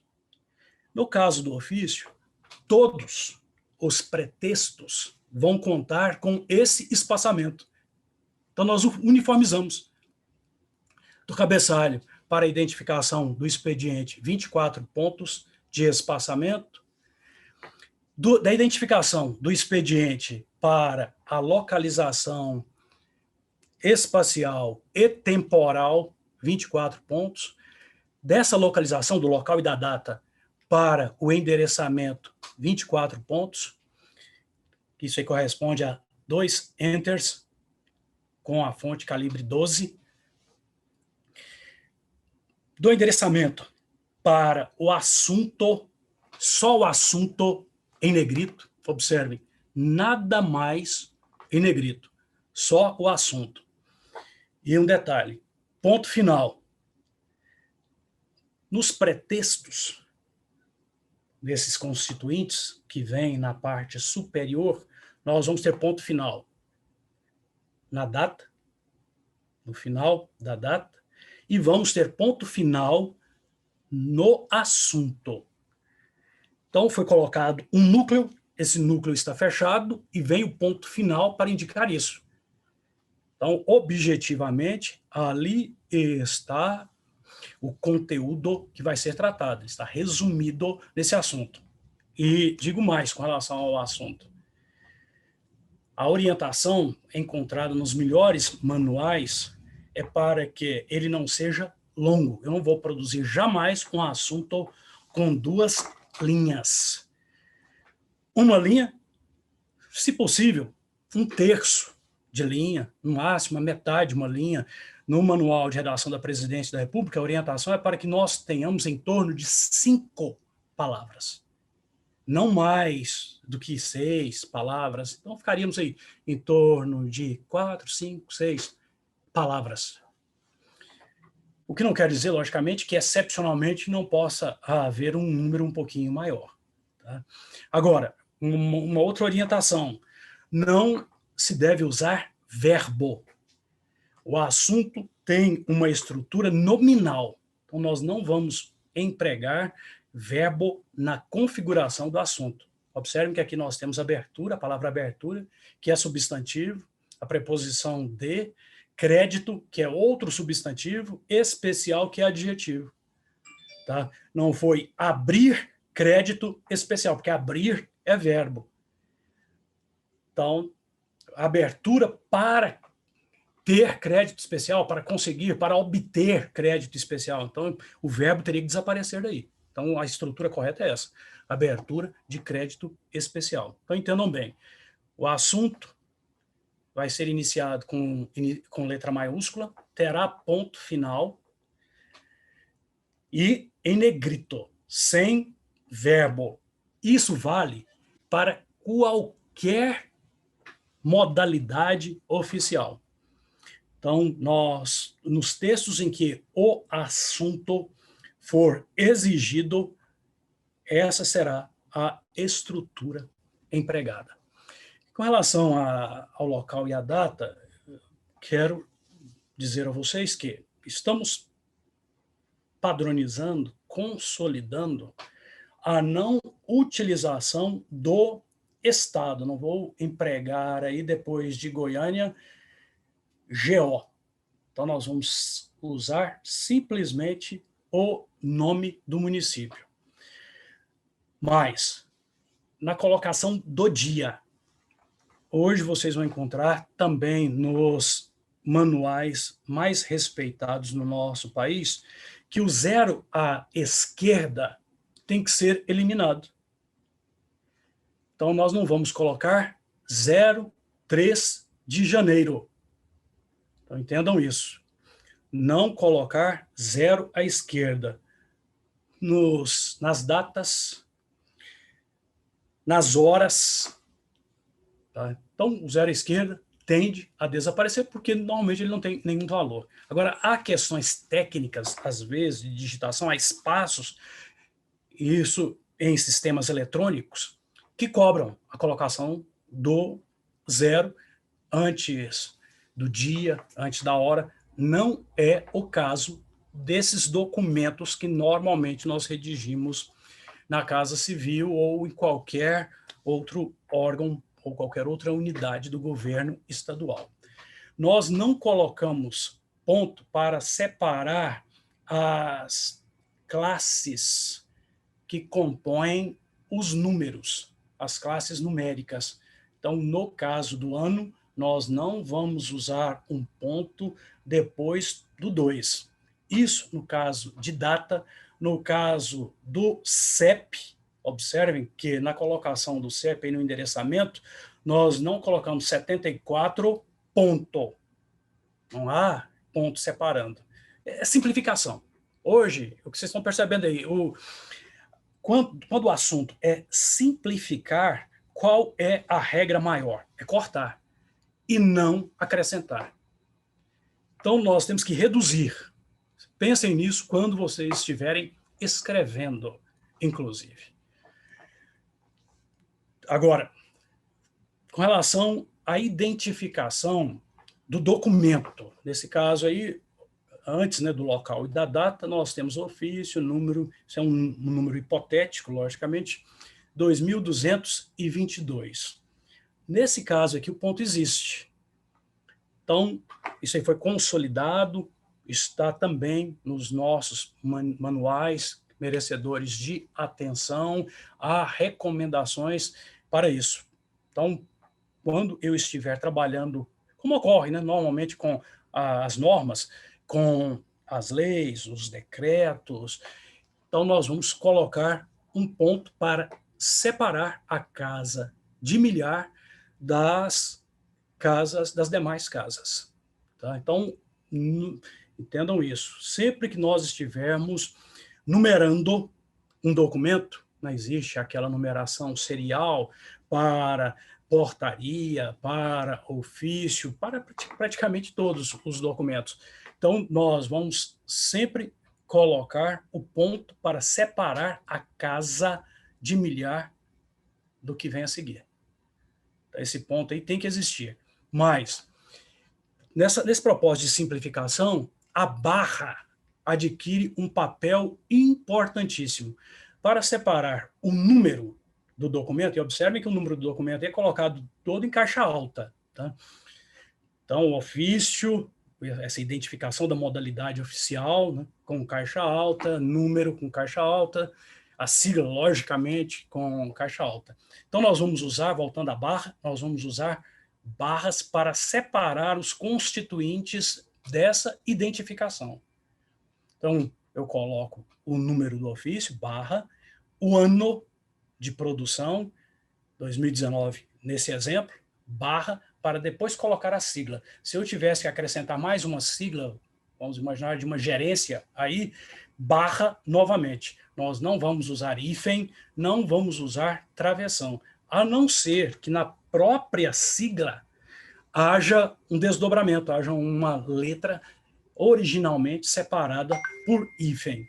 Se assim não for, nós não vamos trabalhar com hífen, não vamos trabalhar com meia risca, não vamos trabalhar com travessão, barra. E a barra está servindo praticamente para tudo. Observem, quando há necessidade de separar um município do estado, nós vamos usar barra também. No endereçamento aí, ó, Goiânia, barra Goiás. E não colocamos ponto. Como eu disse a vocês, o ponto só depois do local e da data, o ponto só depois do assunto.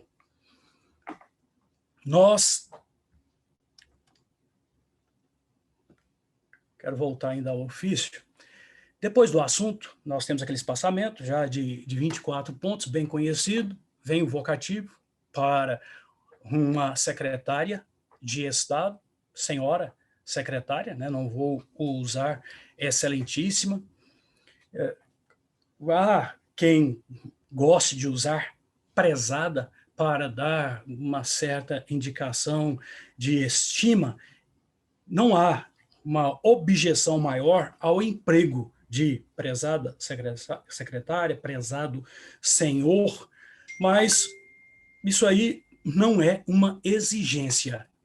Muitos veem isso também como uma demonstração de pessoalidade. Então, eu particularmente acho que não se deve usar. Senhora secretária, simplesmente, nada de prezada senhora secretária. 24 pontos, mais uma vez, para dar início ao corpo. Nesse caso, observem que o parágrafo não foi numerado. Nós temos apenas um. Algo que deve chamar também a atenção de vocês, vendo os modelos que estão no nosso manual. Numeração de parágrafos.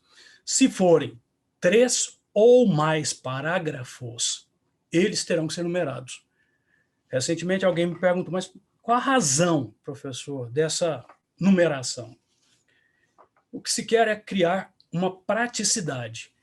Aqui nós temos um ofício, esse ofício só com parágrafo, mas imaginemos que esse ofício tivesse 3, 4 parágrafos e ele exigisse uma resposta. Teria que ser produzido um ofício resposta a esse. Ao produzir o segundo ofício, o ofício resposta, eu teria que fazer referência a um conteúdo que está no parágrafo 2.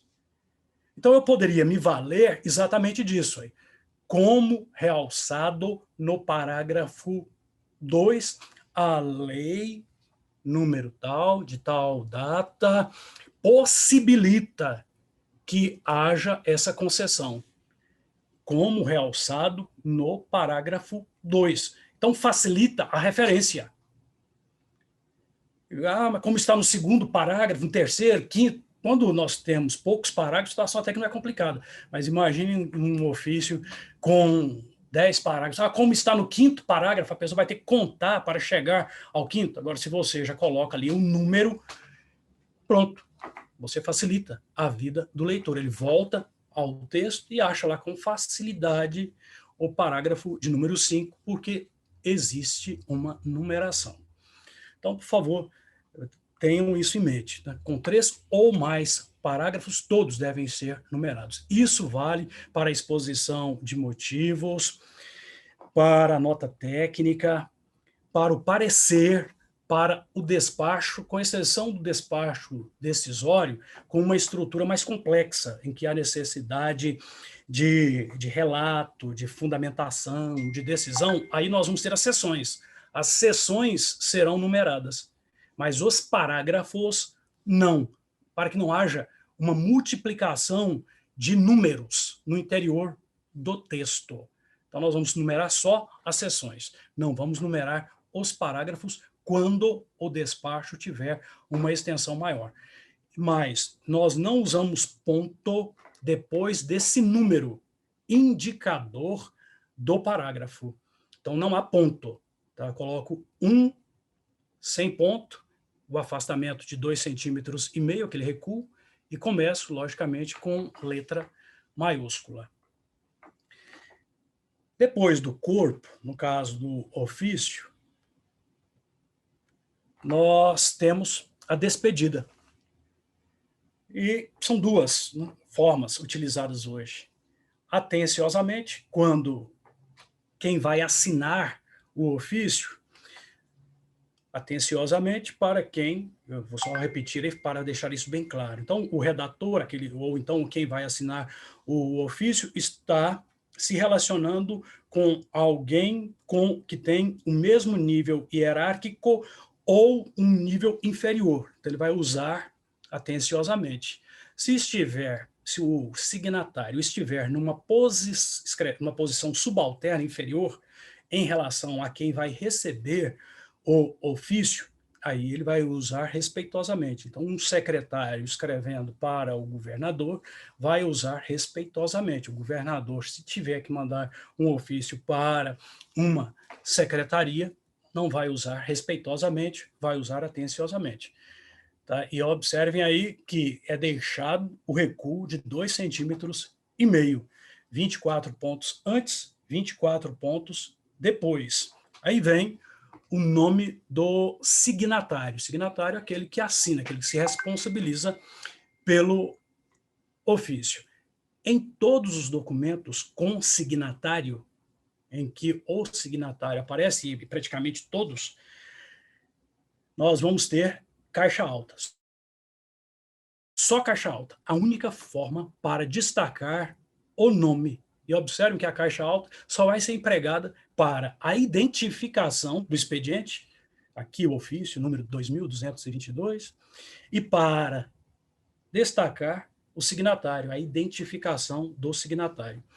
O cargo dele vai ser colocado só com iniciais maiúsculas. Não vamos usar caixa alta e não haverá um espaçamento maior, espaçamento simples entre o nome do signatário e o cargo ocupado por ele. Vamos imaginar que o nosso ofício, vou encerrar já já, vamos imaginar que o nosso ofício tenha 3 páginas. Não é interessante, né, produzir ofícios enormes, porque a leitura fica, muitas vezes, indigesta. Então, a concisão orienta para que, né, se diga com uma certa brevidade, concisão, né, objetividade. Então, se nós estivermos trabalhando excepcionalmente com 2, 3, 4 páginas, elas terão que ser enumeradas. Então, numeração de página tem que existir. Numeração de parágrafo e também numeração de página. E essa numeração é centralizada. Não vou colocar número na primeira. A primeira página desprovida de número. Mas o número 2 vai aparecer correspondentemente na página 2. Centralizado. Centralizado com relação à altura e com relação às margens. Então, o que eu deixar para a esquerda, eu vou deixar também para a direita. A margem inferior de 2 centímetros. Então, ele vai ficar mais ou menos na metade dessa altura, da altura de 2 centímetros. Então, não se esqueçam disso também, da numeração. E isso vale para todos os documentos. O que nós estamos vendo aqui com relação ao ofício se aplica a praticamente todas as modalidades. Por isso é que nós falamos que o padrão ofício é pai de todas as outras modalidades. Até mesmo no caso dos textos normativos. Nós vamos perceber que isso aqui também vai ser observado, né? A caixa alta para o signatário, o cargo, no caso de um decreto, o cargo vai aparecer desse jeito. Na portaria, nós não temos o cargo, porque o cargo já é anunciado lá no preâmbulo, então nós vamos ter apenas o nome de quem assina a portaria em caixa alta, sem negrito, como vocês estão percebendo. Então, como o nosso tempo é relativamente curto, né, 2 horas, nós vamos interromper aqui. Eu espero que a minha exposição tenha realmente algum valor, alguma utilidade para vocês. Eu, como disse, trabalho na Casa Civil, sou revisor na Secretaria de Estado da Casa Civil. Quando vocês tiverem alguma dúvida, podem entrar em contato com o professor Wellington na Casa Civil. Eu estarei sempre à disposição para tirar as dúvidas de vocês. E se quiserem, podem mandar também algum comunicado, alguma mensagem, alguma dúvida pelo meu endereço eletrônico. Tá? É simples, né?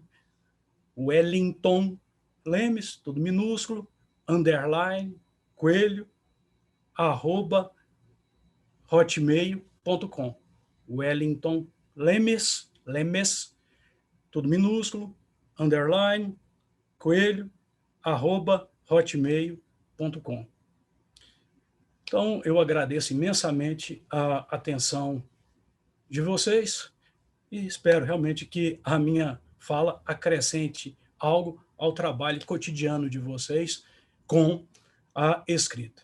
E sempre estarei à disposição para auxiliá-los. É só entrar em contato conosco na Casa Civil. Muitíssimo obrigado.